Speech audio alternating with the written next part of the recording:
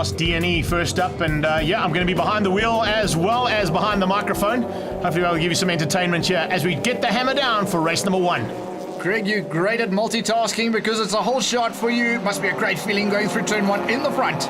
Now, it was quite nice to see this. A new turbo on the car, certainly making it a bit better and a little bit easier to control. But on my inside, a great bit of driving there from Roy Aubrey. He came through to retake second place and came through to take the lead, in fact.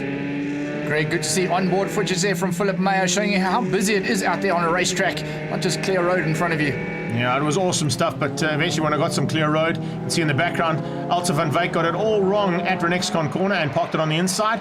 Battle royal though, because Trevor Long was not going to make it easy for me. I see you back in the front, and good lines there. You haven't tapped off through the right-hander up towards Sassel, and lots of pressure because the pace is pretty quick at the moment.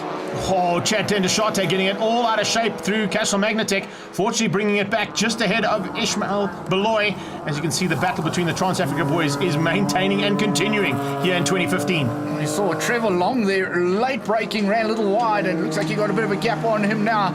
Oh, let's see if you can hold on to it. Window's open, pretty hot the inside. window unclipped, unfortunately. Nothing I could do about that one. The checkered flag came out for my first victory in 4 wheels. I was pretty happy about that. Well, the extra boost there, unfortunately, putting Greg out of the class now, along with Trevor Long. So Roy Aubrey takes the win ahead of Craig Buerter, Martin de Beer, Chris Smit, Rinas Pinar, and Ralphie Kearns in 6th place. Moving straight into classes A, B, and C. On board here with Chris Davison alongside a very, very quick BMW and pretty much arch rivals in their time as well. The 325 IS Shadowline taking on the Superboss. But at the front end, it's all about the battle as we've always seen in 111 Sports and Saloons. Look out for the big Jag there. BT sneaking through. Rory Beatty certainly has got some great pace. Unfortunately, great pace. Didn't go Dougie Trutter's way. The Imperial Polo has parked on the sideline and he's out of race number 1. Adam Starostecki starting to sneak through there as he comes up on the inside of the 85, Nick Smythe. Much better start there. And remember, Adam Starostecki had to come from behind due to the fact that he had changed up a few things on the car. So he's starting to make his way through this field pretty rapidly, as is Vaughan Albidal sneaking through on the Boxster, trying to find a way past and does so. Great driving. Richard DeRus in the Martini Racing coloured Porsche Boxster unfortunately didn't have an answer there. Adam Starostecki up to 3rd place now. Good drive here from the GNH Transport man. He's now only got 2 more cars to try and catch. One of them is George Besaidnote, the other one, Adrian Dalton. Very tough competitors.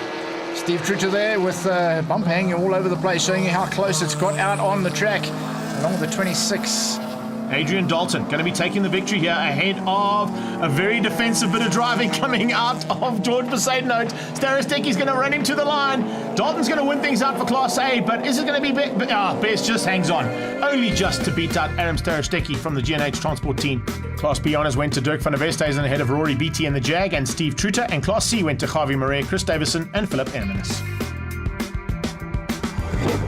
Straight into classes D and E once again, and dry conditions for them, fortunately.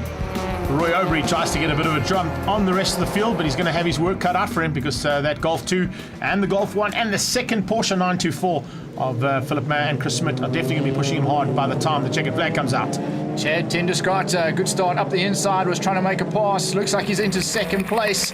Roy Aubrey up in the front, and here comes the rain. This is going to change things, Greg. Dramatically, let me tell you. Wayne Wall now trying to go around the outside. Look at this. It's a torrential downpour. Never mind rain. It came out of nowhere. We kind of expected it to come at some point during the day. Unfortunately, these guys got caught right in the thick of it. Terence Ellis there, windscreen wipers blazing full speed, just trying to stick around the inside. That's maybe the best way to go and not the outside because you're going to end up in the kitty litter. Yeah, Wayne Wall, that's not where you want to be driving, buddy. But look how hard it's coming down. Check out the puddles of water around the circuit and look at how these cars are now having to try and keep it on board and online and even on the circuit, as Ishmael Bolo will tell you. It wasn't easy. Also on the side of the track, I think a few guys just decided that maybe time to pull off. That's Louis Scholz. Red flag is out, so he will stay up in the front of Class E.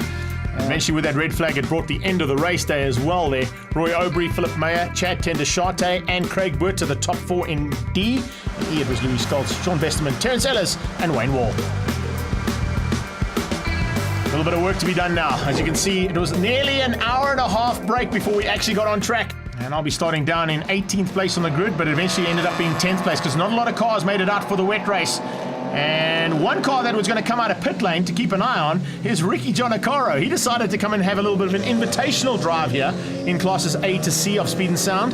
And great to have him on track, but he came out on full heated wet weather tyres. And as you can see, that's exactly what you needed. That is Javi Marais into the barriers. He got a little bit of airtime there too, Greg, and TV airtime as well. Yeah, big airtime there for Javi Marais, but as you can see, not easy conditions to be driving in here. It does help to have windscreen wipers, though. It's a concept that my car certainly hasn't had yet, and demisting the windscreen was also a bit of a problem. No problems there for my teammate, though, as he sneaks through and goes to now what is third place on track. Dirk van der Westhuizen being bettered there, and Gosman's gone off in almost identical place. Golf 1 first, and then Golf 2 second, please.